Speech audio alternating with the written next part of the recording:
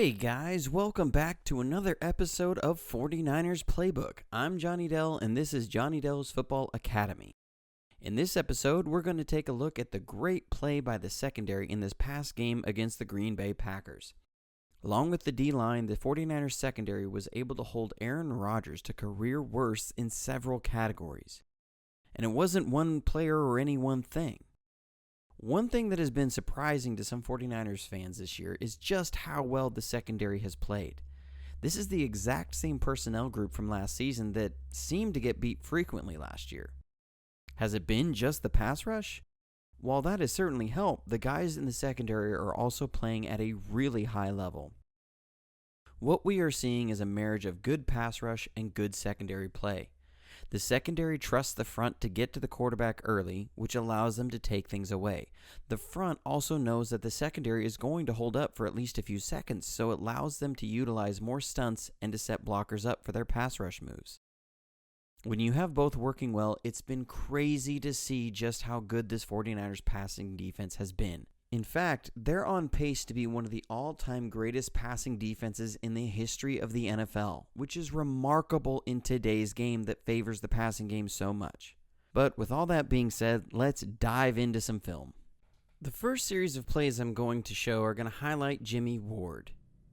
Here, it's 3rd and 8, and the Packers are looking to get a first down in our territory. We come out and we're lining up in man coverage with 2 deep safeties, showing cover 2 man. Let's also note that we have Ahkello Witherspoon on Davante Adams, and he's just going to run a slant route. At the snap, we're going to rotate into a cover 1 robber, with Ward coming down in the robber role to take away passes over the middle of the field that teams look to use to attack 2 deep safeties. Witherspoon, knowing he has inside help, uses an outside leverage. Adams wins on his route, and with 2 high safeties pre-snap, Rodgers thinks he has a first down and looks to target Adams. Ward, though, makes a great break on the ball and does just what you want here. He comes in, doesn't get a penalty by going high for a player to the head or neck area, and makes a really nice tackle on Adams short of the first down marker.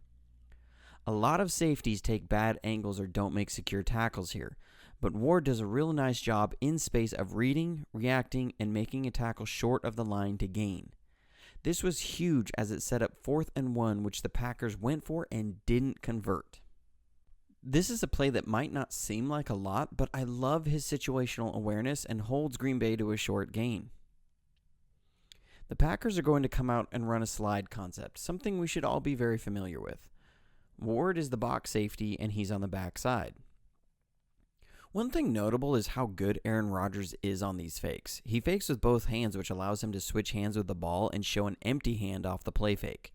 Just a little thing I noticed that makes a big difference. It totally fakes out Nick Bosa. However, Ward is reading his keys and never bites on the run action. He then looks to hold his coverage responsibility and picks up the fullback coming out.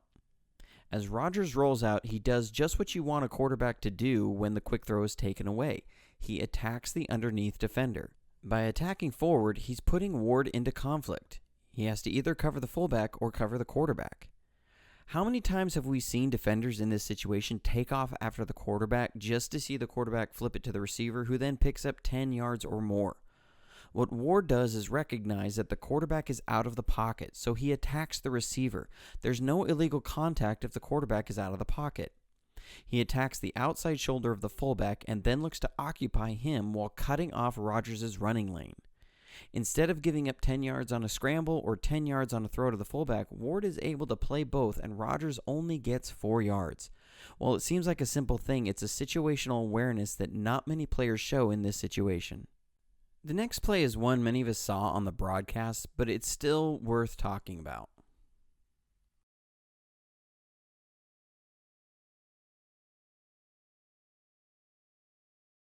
We're going to be in cover 1 man, and Ward is on Jimmie Graham, who's going to run an out and up into a fade. Ward is giving up a lot of height and weight to Graham, but I love how he's fearless early in the route. He still gets up and presses Graham. Graham still gets separation, but in a trail position, Ward never panics. He takes a good angle to close on the receiver, and our pass rush allowed Rodgers a lane to escape. Rodgers looks to get out on the edge and make one of the type of plays we've seen all throughout his career, and he drops a ball right in the bucket. However, Ward reads the eyes through to the hands of the receiver the whole way and gets in to break up the pass just in time. We've seen a lot of guys either give up a reception or get flagged for pass interference here, but he doesn't. Big props to Ward. The next guy I want to highlight is Ahkello Witherspoon. I showed a stutter and go in my last video, so we'll pick up on a similar theme here. Again, when we played the Packers last year, Rodgers went after Witherspoon several times. They tried it earlier and it didn't work, so they'll try it again. Here, we're going to come out in cover 3 Mabel, with cover 3 zone, and then Sherman is in man. Green Bay is going to look to similarly isolate Witherspoon like they did earlier. They're going to run a curl from the inside receiver, and then run a fade from the tight end to try and draw away the middle safety away from Spoon's side. They have again put Davante Adams, their best receiver, on Witherspoon, and he's going to run an out and up. You see Witherspoon is in zone by his bail technique at the snap. Rodgers pump fakes on Adams' route and Spoon sits down. But he keeps his balance and understands what's going on and recovers well. And he looks to squeeze the route along the sideline, which disrupts the timing well enough where it's an incompletion. Since they showed an out and up and he didn't bite, they're going to look to run a simple out route to gain a first down. They only need 6 yards. This is interesting that they choose to go after a player instead of scheme. On the other side, they're going to run a spot concept, which is a spot route, flat route, and corner route, and we'll get the corner route open, as well as the flat route. However, Rodgers obviously chose pre-snap he wanted Davante Adams on Witherspoon. On this play, we're in cover 1 man. I like how Witherspoon plants himself at the first down marker. At the snap, this allows him to read the receiver through to the quarterback. He sees the short drop, and when Rodgers pulls to throw, he attacks the route. Seeing Adams is on a quick out. He's able to undercut the route, and Rodgers has to put the ball away from Witherspoon, and it's an incompletion. It's a big stop on third down. What's most impressive is that he covers the quick out so well right after the offense just tried to hit him with an out and up. He played both really, really well. So we've seen 3 great plays from the passing game. Now let's see him in the run game. The Packers are going to run a toss play here. They'll pull their tight end and tackle and look to get a lane outside. Since I've also talked about Jimmie Ward, I'll talk about him on this play too. The wide receiver is responsible for the inside defender, and the tight end is going to look to kick out the outside man, usually a cornerback. At the snap, Ward recognizes what's going on and goes to attack the tight end and maintain outside contain. By doing this, it also pulls the wide receiver to block him.